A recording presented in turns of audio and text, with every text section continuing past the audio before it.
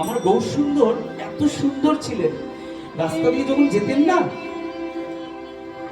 মেয়েরা তো ভুলে যায়, মেয়েরা ভুলে যেত, মনে হতো একটু যদি প্রেম করতে পারতাম মহাপ্রভুর সঙ্গে। গৌর রূপ যখন বর্ণনা হয় তখন বলা আছে যে কত পুরুষ কাঁদিতেছে, প্রকৃতি ভুলিবে না কেন? পুরুষরাই তো হাগর হাওর গোর করে কাঁদছে যে গৌর কবে তোমাকে পাবো। আর নারী নাগরীরা ভুলবে না কেন? তাই তার গায়ের রং ছিল কাঁচা সোনার মতো হেমাভ দিব্য ছবি, সবসময় আভা বেরোচ্ছে। বেশ একটা ভালো ছবি দেখলাম, তো তাতে কি হলো, কি লাভ হলো? তাকে আমরা ভগবান পাচ্ছি কেন? ভগবান কেন? একটা আমাদের ঘরের ছেলে মহাপ্রভু চৈতন্য মহাপ্রভু আমাদের ঘরের ছেলে, ভগবান বানাবেন না।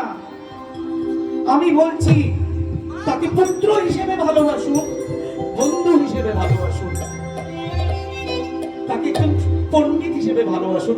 নিমাই পণ্ডিত ছিলেন, সবাইকে হারাতেন উনি, কাশ্মীরি পণ্ডিতদের হারিয়েছিলেন। নবদ্বীপে এহেন লোক ছিল না যাকে উনি হারাতেন না।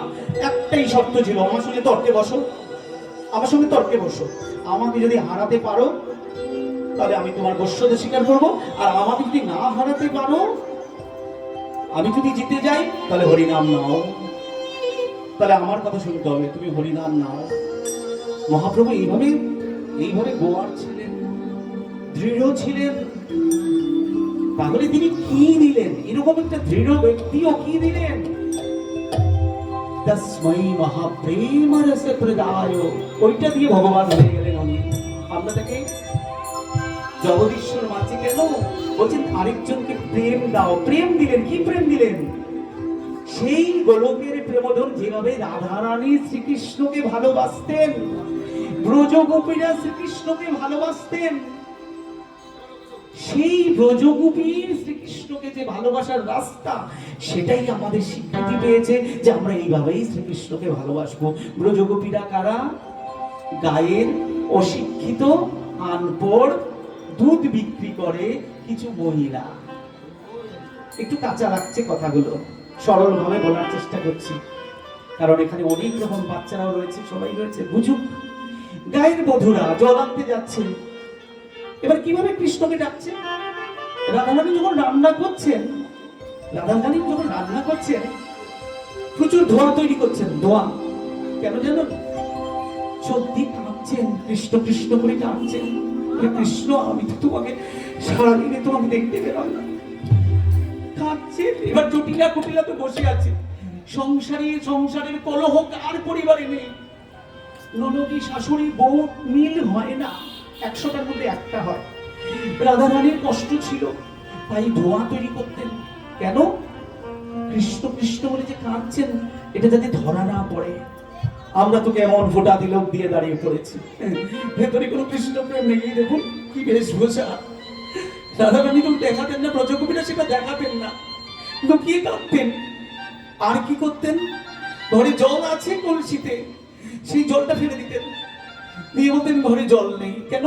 ওই জলের উছিলায় যদি গিয়ে তাকে দেখা যায় একটু যমুনার পারে।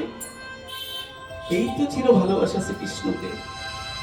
শ্রীকৃষ্ণকে তো এইভাবেই ভালোবেসেছিলেন যে ঘরে থেকে, সংসারে থেকে প্রভুকে ডাকা যায়, সংসারে থেকে বৈষ্ণব হওয়া যায়, সংসারে থেকে সাধু হওয়া যায়, সন্ন্যাসী হওয়া যায়। কিভাবে? আমি কালকে নবদ্বীপে এই কথাটাই বলেছি, বৈষ্ণব কাকে বলে। মহাপ্রভু বলেছেন, যাকে দেখিলে মুখে আসে কৃষ্ণ নাম, সেই তো হইবে বৈষ্ণব প্রধান।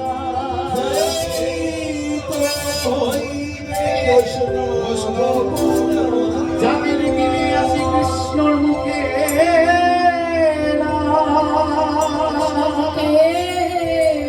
সেই তো হইবে বৈষ্ণব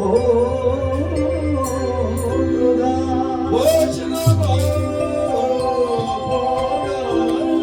যাকে দেখিলে মুখে আসে কৃষ্ণ নাম, আপনি এমন ভাবে চলুন, আপনার চলাটাই আদর্শ হবে। দেখলে মনে হবে রাধে রাধে। আপনি সকালবেলা রাস্তায় বেরোবেন, অন্তত মনে হবে দাদু জয় নিতাই, কাকা জয় নিতাই ভাই, জয় নিতাই, রাধে রাধে। অন্তত মুখে তো আসছে, মানে তার মধ্যে বৈষ্ণবের অঙ্কুর এসেছে। আর বৈষ্ণব কাকে বলে? যে পরের দুঃখকে নিজের দুঃখ বলে স্বীকার করে, তাকে বৈষ্ণব বলে। বৈষ্ণব জন তো তেন কহিয়ে যে পীড় পড়াই জানে রে। আমার ঘরের ছেলেটা পাশ করে গেল, প্রচুর মাংস ভাত খেয়ে গেল, পাশের বাড়ির ছেলেটা তো খেতে পাচ্ছে না, তার তো মাধ্যমিকের বইটা নেই, সে তো একটা পরীক্ষার ফিস জোগাড় করতে পারছে না, তাহলে বৈষ্ণব হলাম কই? করে রাধা কৃষ্ণ পুজো করছি সোনার মূর্তি। জানিস আমি একটা পাথরের বিগ্রহ ঘরে প্রতিষ্ঠা করেছি, অথচ যাদের দরকার তাদের তো আমি দিচ্ছি না। হ্যাঁ দিন, প্রসাদ দিন, দিন মায়েরা দিন, প্রসাদ পান পেয়ে পেয়ে কথাগুলো শুনুন, দেখুন কথাগুলো বড় দরকার। তাহলে বৈষ্ণবকে বাঞ্ছা কল্পতরু ভৈশ্চা কৃপা সিন্ধু বৈবচা পতিতানাং পাবনেভ্যো বৈষ্ণবেভ্যো নমো নমঃ। এই যে বৈষ্ণব চরণ ধুলি আজকে পাবো, এখানে কত বৈষ্ণব সাধুগুরু বৈষ্ণব আছেন, আমি সবার চরণ ধুলি মাথায় নিলাম। আমি এখানে দুটো কারণে এসেছি, এই সুযোগ তো পেলাম মানুষ জন্য, যে বৈষ্ণবের হাওয়া গায়ে লাগে, বৈষ্ণবের হাওয়া যদি গায়ে লাগে ভেতরেও কৃষ্ণ প্রেম জাগ্রত হয়। তাই সাধু সঙ্গ করো, বলছি সাধু সঙ্গ, প্রথমে শ্রদ্ধা তারপরে সাধু সঙ্গ। এই যে আজকে এত সুন্দর করে কথাগুলো বলছি, এই কথাগুলো তো সকলের জন্য, এটা কি শুধু হরিবাসর? আমি যেখানে পেটের জন্য যাই, আমি নাম বলছি না, একটা ভালো জায়গায় আমি অর্থের জন্য একটা চাকরি করি, আপনারা জানেন, আজকে আমি এটা বলছি, যারা ঈশ্বর বিশ্বাস করেন না, কলকাতার মধ্যেই ঈশ্বর বিশ্বাস করেন না, তাদের অনেক কষ্ট। পরে জানতে পেরেছি অনেকেরই সংসার ভেঙেছে, কারোর ছেলে মারা গেছে, তার থেকে অবিশ্বাস তৈরি হয়েছে। একটা মানুষ জন্য তাকে অবিশ্বাস করবেন না। তারা এখন আমাকে দেখলে রাধে রাধে বলে, নিতাই জয় নিতাই বলেন, লুকিয়েও বলেন, কেউ লজ্জা পেলেও লুকিয়ে বলেন। এটাই তো পাওয়ার। যারে দেখে তারে বলে দন্তের তৃণ ধরি, আমারে কিনিয়া লহ ভজ গৌর হরি। তুমি যদি হরি বল, হরি বল, হরি বল। নিতাই কি বলছেন? জি বল না বাবা, একবার বল। না বলবো না। গুরু কে? কে গুরু? বাঞ্ছাকল্পতরু বৈষ্ণব মানে কি? যিনি জোর করবেন, জোর করবেন, হাতে ধরে বলবেন না করো, তুমি করো, তাহলে আমি তোমার জন্য সব করব। কেউ যদি একবার প্রেমসে তার নাম নেয়, নিতাই তো সে নিতাইকে কিনে নিল, নিতাই তার দাস হয়ে গেলেন। আমারে কিনিয়া লহ ভজ গৌর হরি। যে যুগে নিতাই এলেন, যে যুগে গৌর এলেন, আমরা এখনো তাদের আদর্শ পালন করতে পারিনি, জানি না। আমরা শুধু কি হরিবাসর একটা করতে হয় বলে করা, তা তো নয়। তাই অদ্বৈত প্রভু, অদ্বৈত প্রভুকে বলা হচ্ছে উনি শিবের অবতার, শিবের অবতার। মহাপ্রভুর জন্মের 52 বৎসর পূর্বে অদ্বৈত প্রভু এসেছিলেন, 52 বৎসর পূর্বে। তাহলে কি হলো? অদ্বৈত প্রভু এসে দেখছেন যে কি হাহাকার, মানুষ না জানে সাধন, না জানে ভজন, যে বিসাধন জানে না, ভজন জানে না,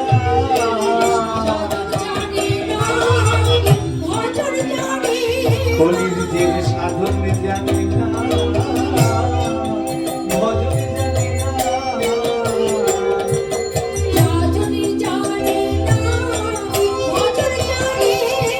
তুই যে হিংসায় মত্ত উন্মত্ত হয়ে সাধন জানে না, ভজন জানে না,